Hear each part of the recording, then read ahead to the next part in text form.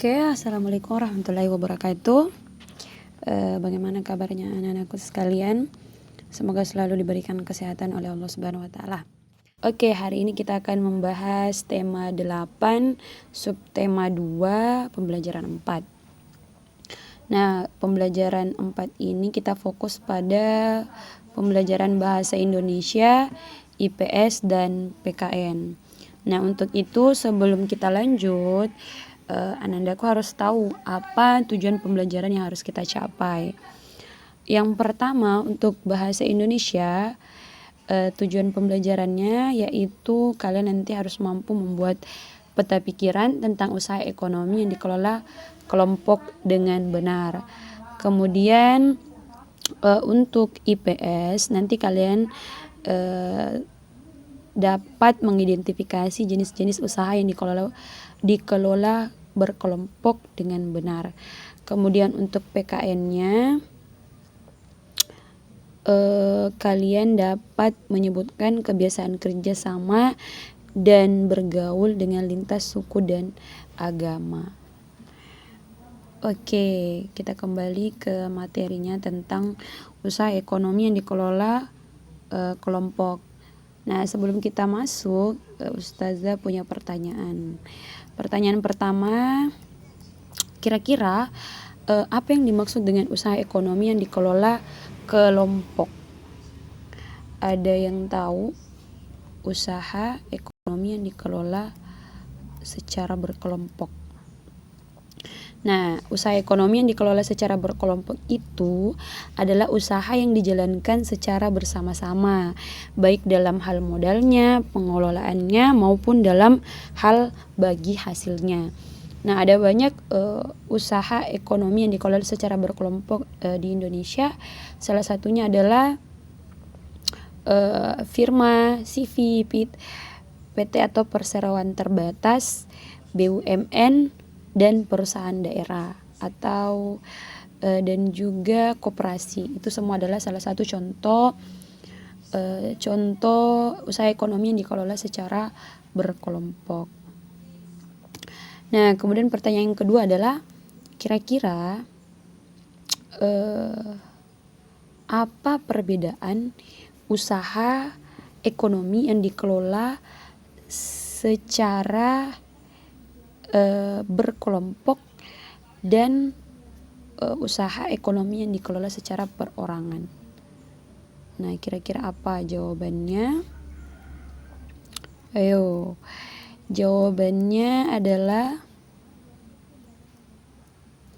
nah, usaha ekonomi yang dikelola sendiri atau perseorangan itu biasanya modalnya terbatas. Kenapa terbatas? Karena ya mengelola cuman sendiri atau perseorangan. Contohnya itu adalah kayak pedagang, dia kan punya usaha sendiri yang dikelola secara sendiri.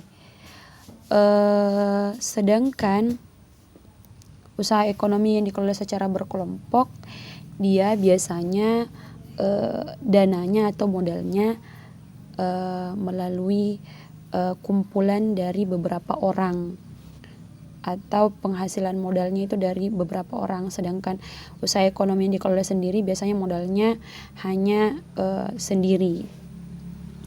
Oke, kita masuk di jenis-jenis usaha yang dikelola secara berkelompok. Contoh yang pertama adalah badan usaha milik negara atau disingkat dengan BUMN. Nah, kira-kira apa itu BUMN? Nah, BUMN itu adalah perusahaan negara, yaitu perusahaan yang seluruh atau sebagian besar modalnya dimiliki oleh negara. Maksudnya apa? Jadi modalnya itu diberikan oleh pemerintah yang berasal dari kekayaan negara. Nah, selain BUMN ada juga namanya BUMD. Apa itu BUMD? BUMD itu adalah badan usaha milik daerah, yaitu badan usaha yang modalnya itu seluruhnya berasal dari pemerintah daerah. Nah, apa tujuannya BUMD ini diadakan? Tujuannya adalah untuk melaksanakan pembangunan ekonomi daerah dan pembangunan ekonomi nasional. Yang kedua, untuk memenuhi kebutuhan rakyat dan menyediakan lapangan kerja untuk mewujudkan masyarakat yang adil dan makmur. Nah, kita masuk di bagian kedua, contoh usaha ekonomi yang dikelola secara berkelompok, yaitu badan usaha milik swasta. Nah, apa itu badan usaha milik swasta? Adalah badan usaha atau perusahaan yang seluruh sahamnya dimiliki oleh swasta. Beda tadi dengan BUMN. Kalau BUMN itu dimiliki oleh pemerintah, sedangkan BUMS itu adalah dimiliki oleh swasta. Nah, ternyata BUMN ini juga BUMS juga banyak di Indonesia. Salah satunya yang pertama adalah Firma. Nah, Firma itu adalah usaha ekonomi bersama yang didirikan oleh sekurang-kurangnya 2 sekutu. Nah, Firma ini jenis usaha yang bergerak di bidang pelayanan jasa atau konsultan. Contohnya adalah jasa hukum seperti pengacara. Itu salah satu bentuk usaha Firma dalam bidang jasa dia. Nah, yang kedua, persekutuan komanditer atau disingkat jadi CV.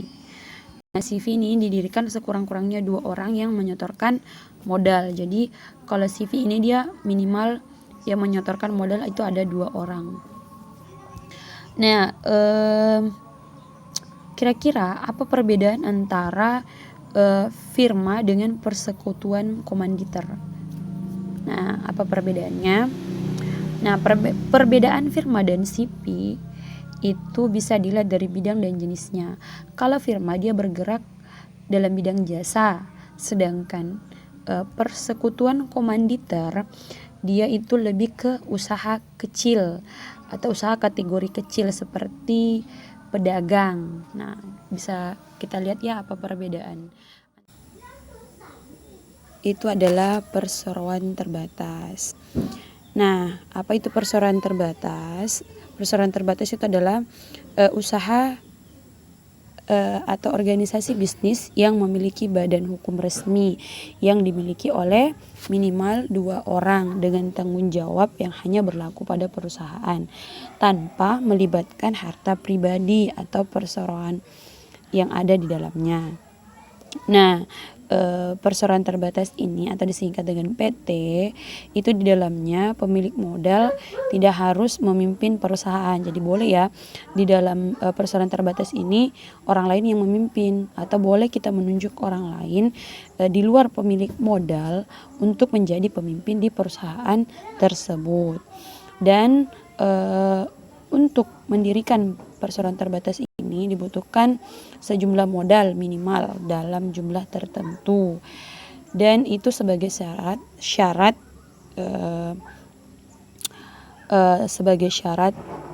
dalam suatu perusahaan atau di dalam perseroan terbatas.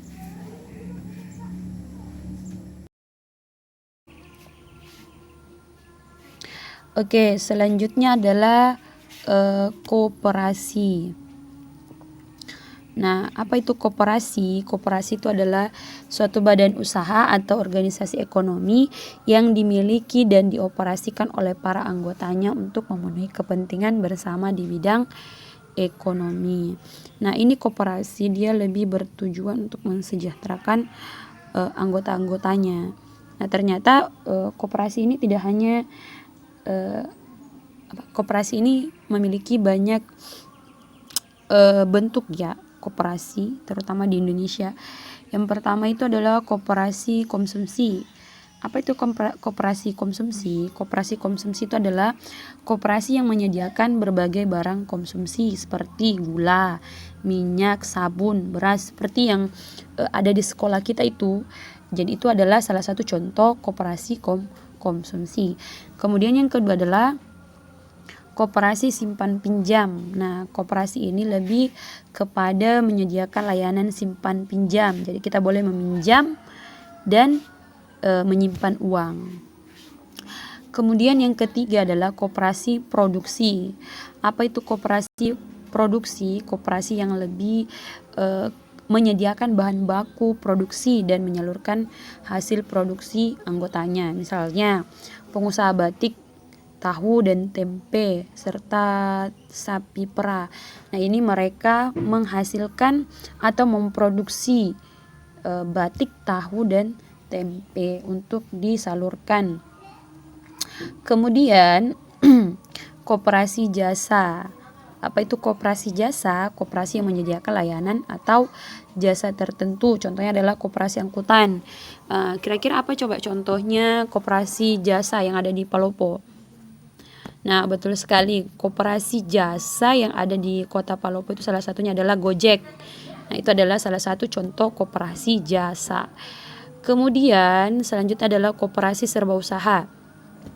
Nah, koperasi serba usaha itu sudah semua masuk dalam semua jenis koperasi sudah ada di dalam koperasi serba usaha. Sudah masuk koperasi jasa, koperasi produksi, koperasi simpan pinjam maupun koperasi konsumsi.